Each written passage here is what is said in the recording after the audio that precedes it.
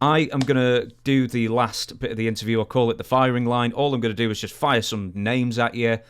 You tell me if I'm sure you'll just say you'll like them for the most part. But if there's a funny little story to add with them, please do. And the first name I'm going to give you is Rocky Johnson. Oh, beautiful person. I wrestled him as Sweet Daddy Seek. No, that wasn't a Sweet That's Rock. Ebony Diamond. Sweet Ebony Diamond, right? Because it was a Sweet Daddy Seek. Sweet Ebony Diamond. I had him in. I had to let him do his thing, and go back and forth, back and forth. But loved the guy. Every time I saw him, he said, my hand's all messed up. Be doing autographs again. My hand's all messed up because I worked with Greg so many times, because I was so stiff. He'd show his hand like this. Love Rocky Johnson. Okay, next one. Larry Zbyszko. I just saw Larry yesterday. Oh, was he there? I don't know too much about his wrestling. I guess I wrestled him a couple of times, but as far as a person, he's a genuine person. And he was a great announcer for WCW. He was really good. Yeah. Danny Hodge. I only met him one time. Oh, really? Yeah. He was a light heavyweight champion, NWA, stiff son of a bitch. He was the real deal. Boom. Yeah. Yeah. Did you ever meet Nelson Royal? Yes, I did. He lived just north of Charlotte. But I didn't know these guys, just a handshake. Yeah.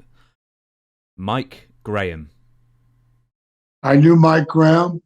He had a short man complex, but his dad took care of him. And I don't know what happened to him. He went nuts and killed himself. But so did Eddie Graham, and I guess one of the kids killed themselves too. It's like the Von Erichs, they all kill themselves. Did you have Mike as an agent in WCW? No. No. Did you have Greg Garnier? No. Oh, you're lucky then, apparently, from what I hear. I wouldn't like you to want to tell me what to do. The next name is Buff Bagwell. Yeah. I wasn't around Buff that much. Every time I worked with him, I'd chop him real hard, and I know he hated that. But he ended up tagging up with Scott Steiner. He did pretty good. Yeah, he did. Yeah. Bobo Brazil. I just saw him the other day. In L.A. He was back there doing an interview or doing the WrestleCon. He looked good. He looked in good shape. Yes, he got the distinguished silver hair now. I didn't notice that, but he had the hat on. Oh, right. Bobo Brazil. Classic guy. I used to wrestle. I'd wrestle him, and it was like he'd hold me down on his knee and, come on, kid. Excuse me. And I would ride. He'd drive that Lincoln Continental, and he had that big cigar, and he let me sit up front with him. He was a good friend of my dad's. They made a lot of money in Washington, D.C. together. Great man, Bobo Brazil. Ole Anderson. Oh, God. I can't say enough good about him or enough bad about him. Oh, God. Big fan. I don't think he ever got in my face one time. Maybe he did. I don't know. I can't remember. Maybe I just mentally blocked it out. But Roddy had a good nickname for him. He called him Pig Face. And I saw them almost go to punches. So I said, well, fuck, if Roddy can do that, I can do that. So I refused to do something. I got right in his face, and he just turned on and walked off. But his look and his bite was a lot worse than he actually was, you know. Terry Taylor. Or his bark. I like Terry Taylor. He was a good partner. I actually saw him at WrestleMania. He's got a fucking job in the back. Yeah, yeah. He's like what is a cat? You throw it in the air and you land on your feet. Why should he have that job and not me? But I mean, I don't want a fucking job like that. I was going to say, fucking you don't being want to on do the road. traveling now, surely. Fuck no. No, I want to stay home with my beautiful wife. Fuck that. We've got just a few minutes left, so I'll give you these names. Ahmed Johnson. I don't know him. I actually have you as wrestling him in 1994 for like Global Oh, or in something. Texas? Yeah, Tony Norris. In He Texas. was, yeah. Okay. Okay, that's why, because he switched his name. He was okay. I just didn't know him. No, it's okay. Ivan Putski. Yeah, I liked Ivan Putski. Mm-hmm. Hard to work with, but he didn't want to sell nothing. And but I wrestled him. Still had decent matches. I think he's a decent guy.